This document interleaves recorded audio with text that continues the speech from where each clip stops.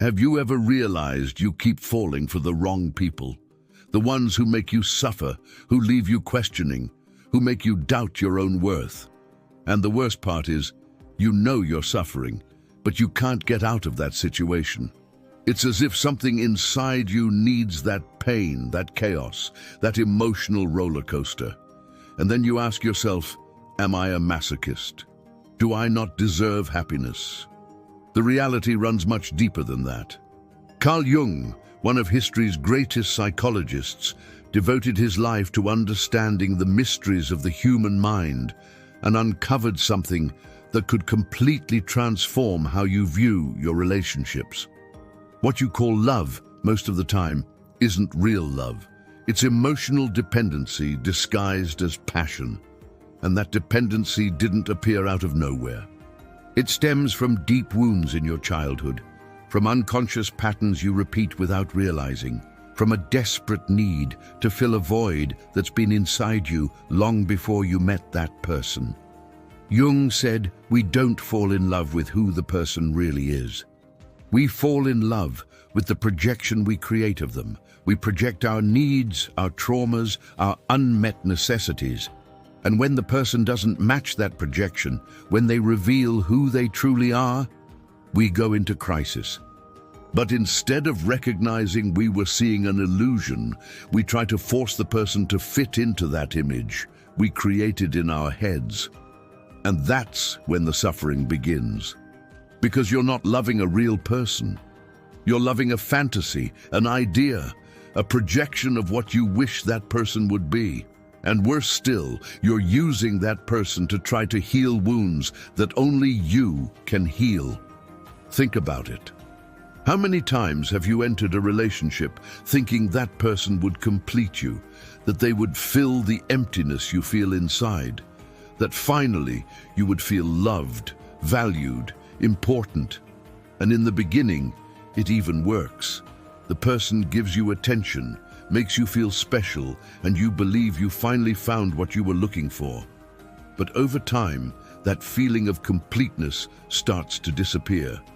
The person doesn't give you the same attention as before. They don't make you feel quite so special anymore, and you enter desperation. You start demanding, requiring, creating drama, picking fights out of nowhere, just to feel you still have power over that person. And the more you cling, the more the person pulls away. The more you demand love, the less love you receive, because you're not seeking love, you're seeking validation. You're trying to use another person to prove to yourself that you have value. Jung explains this through the concept of complexes. Complexes are like emotional knots that form in our psyche from traumatic experiences or unmet needs. For example, if you grew up in a family where you never felt loved enough, where your parents were cold, distant, or overly critical, you developed an abandonment complex, and that complex doesn't stay stored in the past. It manifests actively in your adult relationships.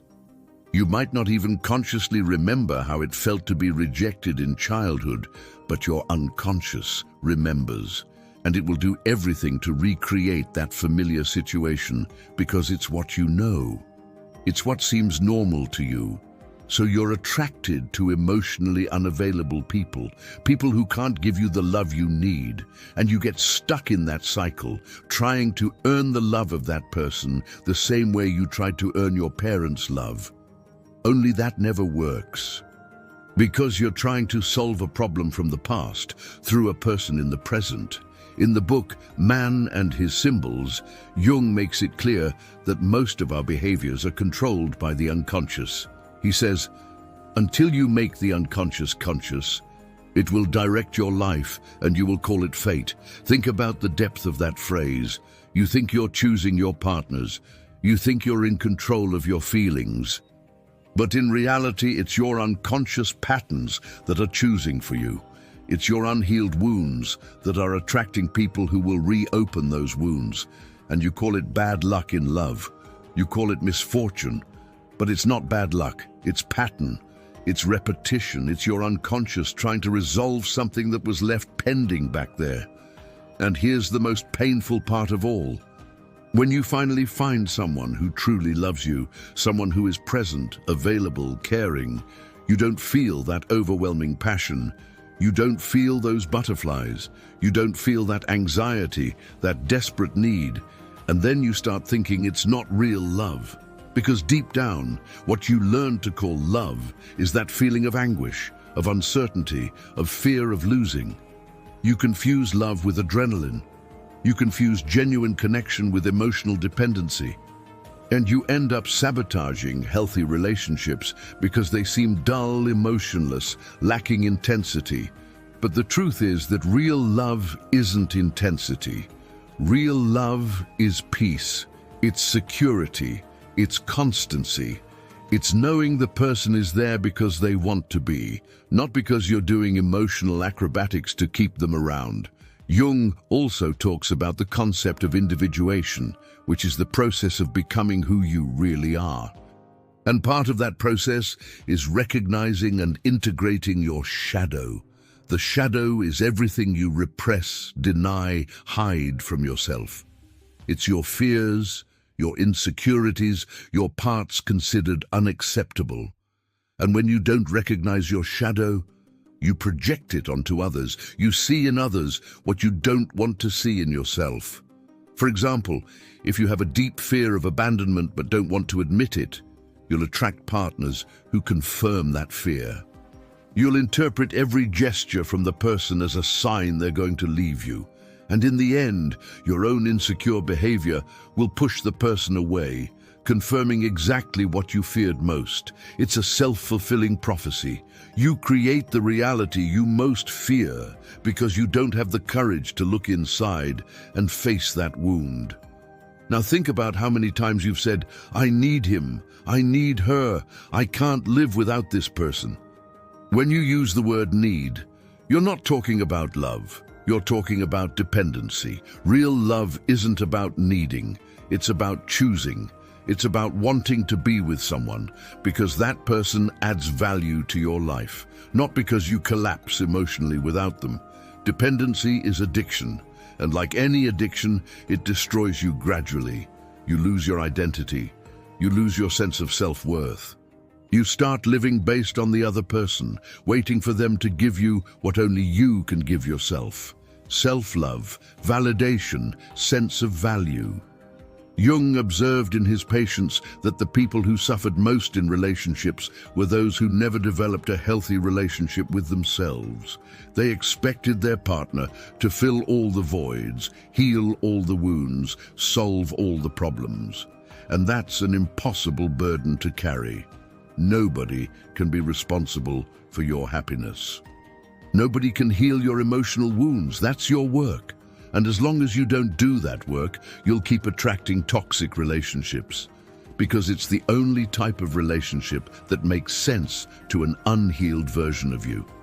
Let's talk about something nobody wants to admit. You're addicted to the drama. You're addicted to the emotional roller coaster. Because when you live in constant anxiety about the relationship, when you're always fighting and making up, when you're always doubting whether the person loves you or not, you don't need to look inside. You don't need to face your own demons. You have a perfect distraction. You can blame the person for your problems. You can keep yourself busy trying to fix the relationship instead of fixing yourself. And that's much easier than doing the internal work that really needs to be done. Jung said that most psychological problems in adults have their roots in childhood. And look, this isn't victimization. It's not about blaming your parents for everything that went wrong in your life. It's about understanding that the way you were treated as a child shaped the way you see yourself and how you relate to others. If you grew up in an environment where love was conditional, where you only received affection when you behaved a certain way, you learned that you need to earn love. That love isn't something you deserve simply for existing. And then you carry that belief into your adult relationships. You think you need to be perfect, that you need to mold yourself to what the person wants, that you need to do emotional acrobatics to deserve being loved. And when the person loves you without demanding anything in return, you're suspicious.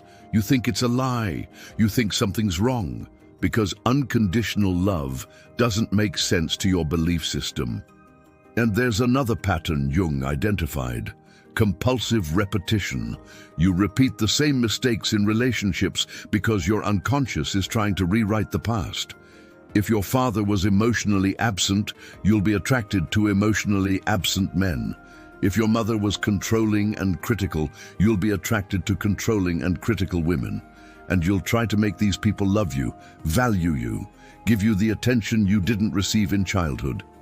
But they'll never give it. Because they are who they are. You're trying to transform them into healed versions of your parents, but that's impossible. And while you waste your energy trying to change people who don't want or can't change, you remain stuck in the past, reliving the same pains, the same frustrations, the same disappointments.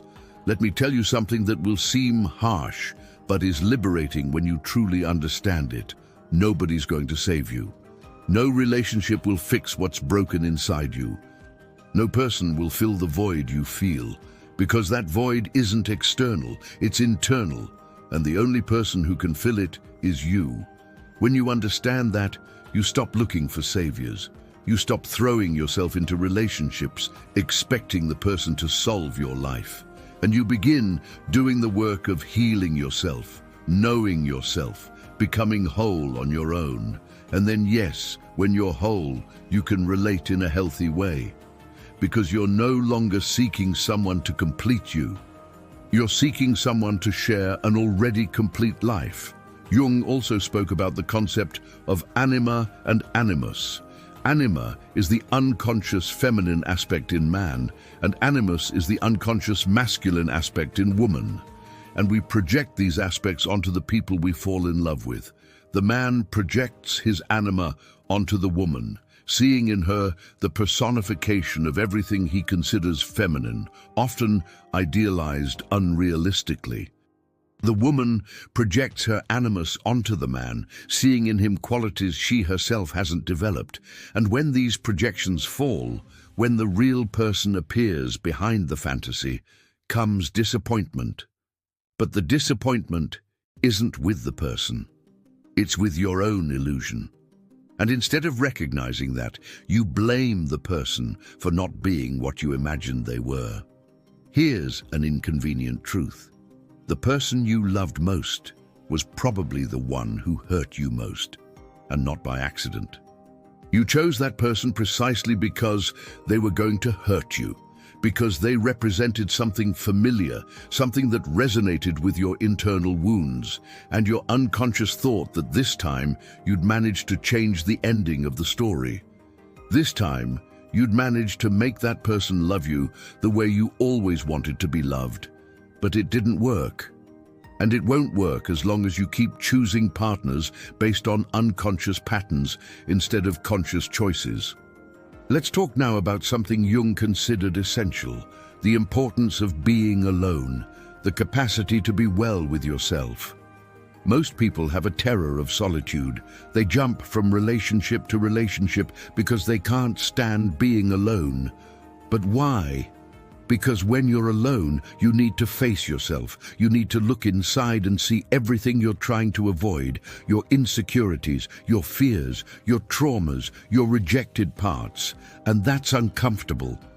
It's much easier to distract yourself with another person, create external drama, focus on the relationship's problems, than to focus on your own internal problems.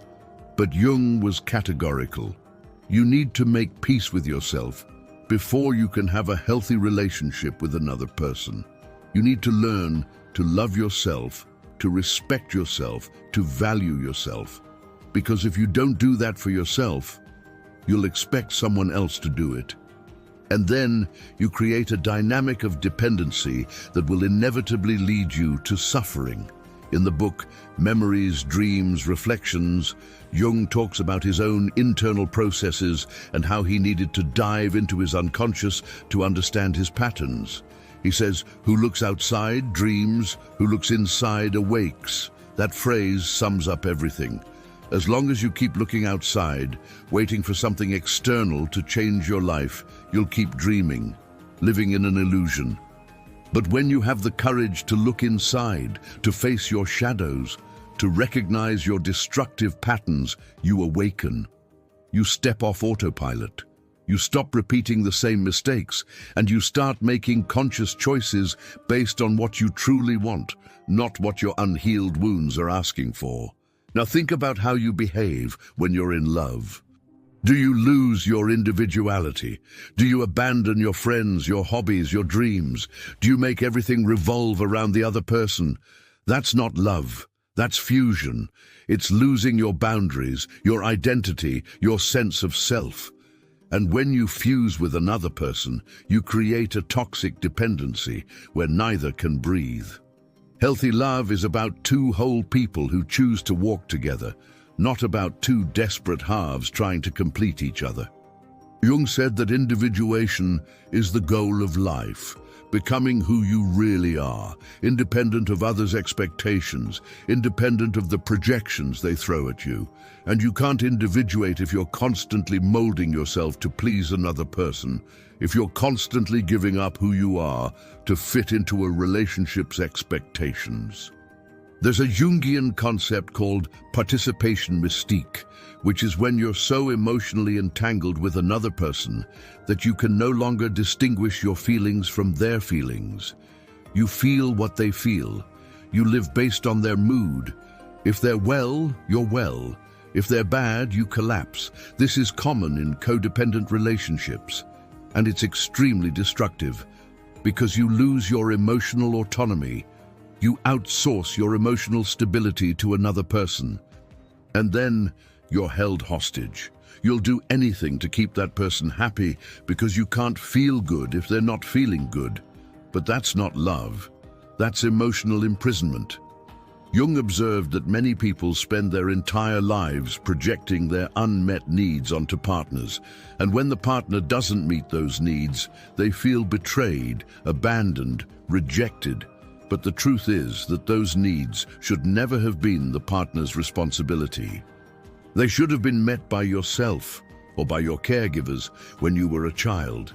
If you didn't receive enough love in childhood, it's a real wound. But it's not your current partner's responsibility to heal that wound. It's yours. And as long as you don't assume that responsibility, you'll keep putting impossible pressure on your relationships. Let's talk about jealousy. That sick jealousy that makes you investigate the person's phone, that makes you question every action, every word, every look. You think it's because you love too much, but it's not. It's because you don't love yourself enough. Pathological jealousy comes from deep insecurity. It's the fear that the person will leave you because, deep down, you believe you're not good enough. And then you try to control the person to make sure they won't abandon you. But control isn't love. Control is fear.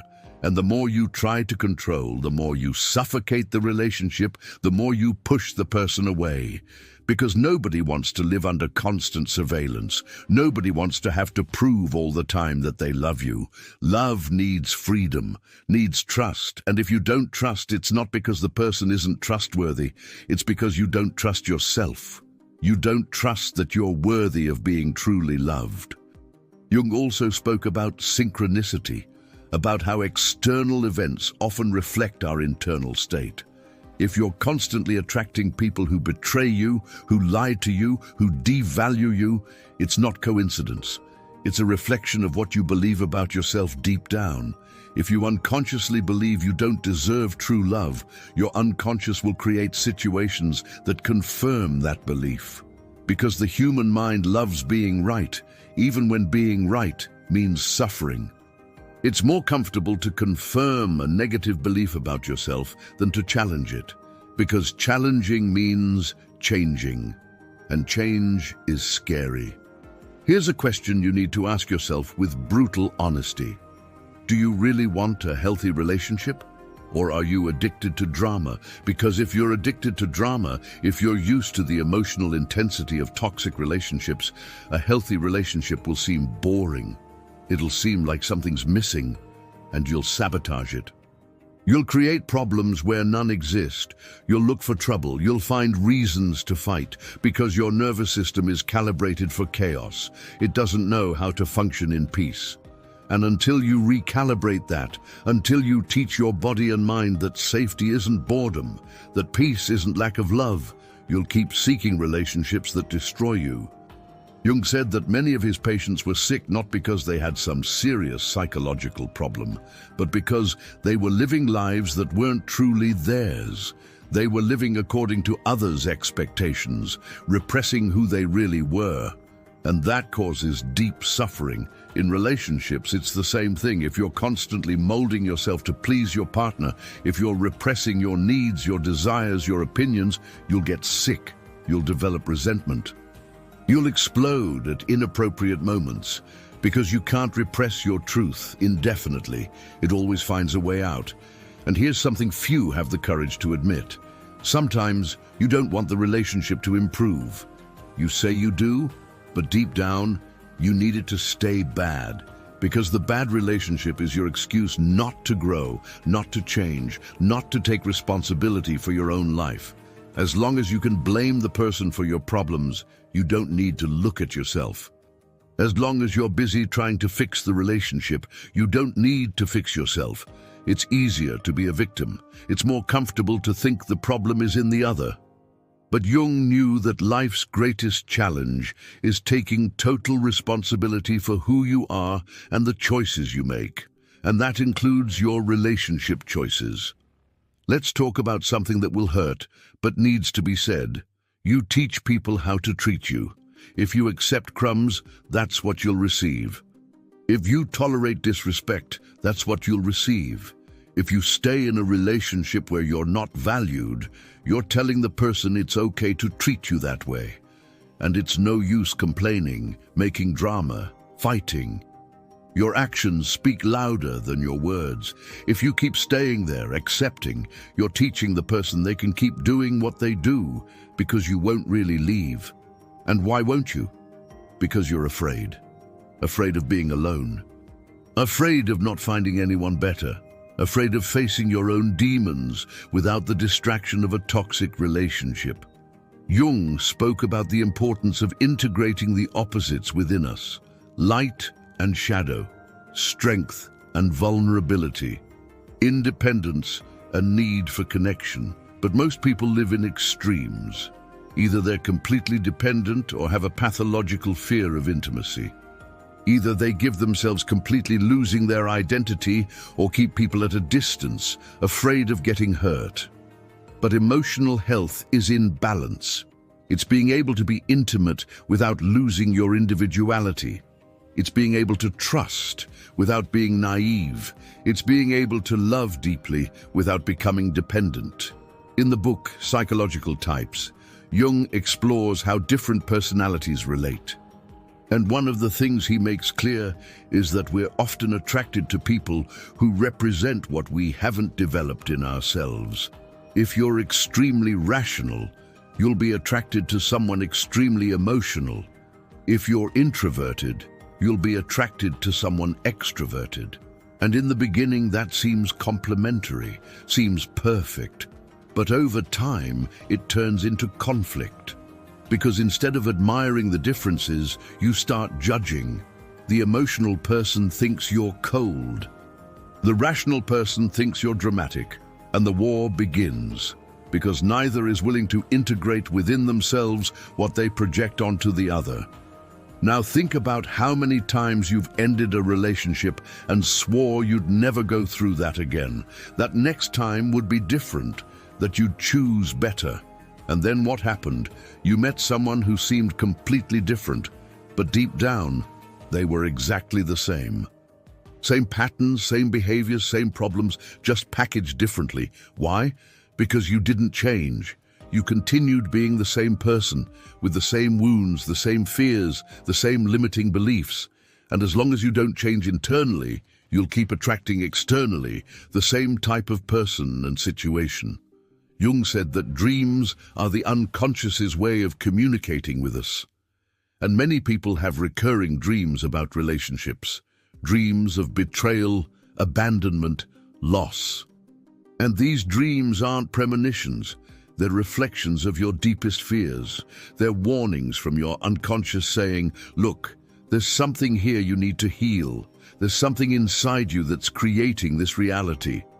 But instead of paying attention to dreams, instead of doing therapy, doing the internal work, you ignore it. You think they're just dreams, and you keep repeating the same patterns in real life. There's a Jung quote that sums up everything we're talking about. Know all the theories, master all the techniques, but as you touch a human soul, be just another human soul. And that applies to relationships. You don't need to be perfect. You don't need to have all the answers. You don't need to be the idealized version you think your partner expects. You need to be real. You need to be vulnerable. You need to have the courage to show your wounds, your flaws, your fears. Because true intimacy only happens when two people allow themselves to be truly seen. Not the masks, not the personas, but who they really are, with all the imperfections. But that requires courage, requires that you stop trying to impress, that you stop trying to be what you think the person wants, that you stop hiding your parts considered unacceptable. And when you do that, two things can happen. Either the person will love you even more for having the courage to be vulnerable, or the person will leave because it wasn't meant to be anyway. And that's okay, because you don't want someone who only loves you when you're wearing a mask. You want someone who loves you for who you really are. Jung spent years studying mythology, religions, symbols from different cultures. And he discovered that in all cultures there are stories about the hero's journey, the journey of transformation. And that journey always involves facing the monster, descending to the underworld, confronting the shadow. It's not about avoiding suffering, it's about going through it. It's about using pain as fuel for transformation. In relationships, it's the same. You won't learn to truly love without first facing your wounds, without recognizing your destructive patterns, without taking responsibility for your choices.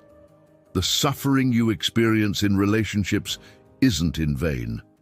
It's your unconscious screaming for you to wake up, for you to stop repeating the same mistakes, for you to finally do the internal work that needs to be done. And when you do that work, when you heal your wounds, when you become aware of your patterns, something incredible happens. You stop attracting toxic people. You stop accepting crumbs. You develop an emotional radar that identifies red flags right at the beginning.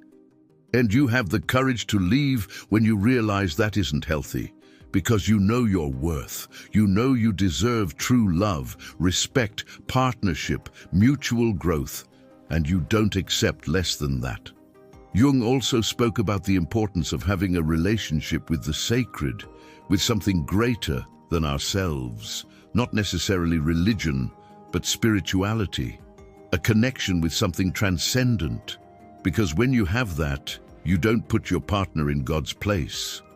You don't expect them to solve all your problems, fill all your voids, give meaning to your life. You already have a sense of purpose, of meaning, of connection, and then the relationship becomes a complement to your life, not the center of it. And look, that doesn't mean you'll stop feeling pain in relationships. It doesn't mean you'll find someone perfect and live happily ever after without any conflict. Relationships are challenging. They'll take you out of your comfort zone. They'll force you to grow. They'll bring out your worst version sometimes. But the difference is that when you're conscious, when you've done the internal work, you don't go into automatic mode. You don't act from your traumas. You can pause, breathe, choose how to respond instead of reacting impulsively. You can have difficult conversations without attacking or defending. You can apologize when you're wrong. You can forgive when you're hurt. Because you understand that the other is also dealing with their own wounds, their own fears, their own patterns. Jung said that life's goal isn't perfection, but wholeness, integrating all the parts of who you are, the good and the bad, the light and the shadow. And in relationships, it's the same thing. It's not about finding the perfect person. It's about finding someone with whom you can be totally yourself, someone with whom you can grow. Someone who challenges you to be better, but also accepts you when you fail. Someone who sees your wounds and doesn't run, but also doesn't try to save you. Because you don't need to be saved. You need to be seen, accepted, and loved as you are. That's Carl Jung's vision of love and relationships. A deep, challenging vision that forces us to look inside instead of blaming others. A vision that reminds us that the most important work we can do isn't finding the right person, but becoming the right person. That shows us that true love begins with self-love. That dependency disguised as love only brings suffering, and that freedom lies in taking total responsibility for our own healing, our own growth, our own happiness. In this video, our goal wasn't to claim this is the only correct view on love and relationships. We wanted to present the Jungian perspective as an intellectual provocation, as an invitation to self-knowledge and deep reflection. The intention is to open space for critical thinking, encourage you to question your own patterns, and allow you to decide for yourself how you want to conduct your emotional life. We haven't presented an absolute truth, but rather a psychological proposal worth knowing and exploring. Drop a comment below letting me know which city you're watching from, and if this resonated with you in any way, hit that like button and subscribe to the channel, because we're just getting started on this journey of transformation.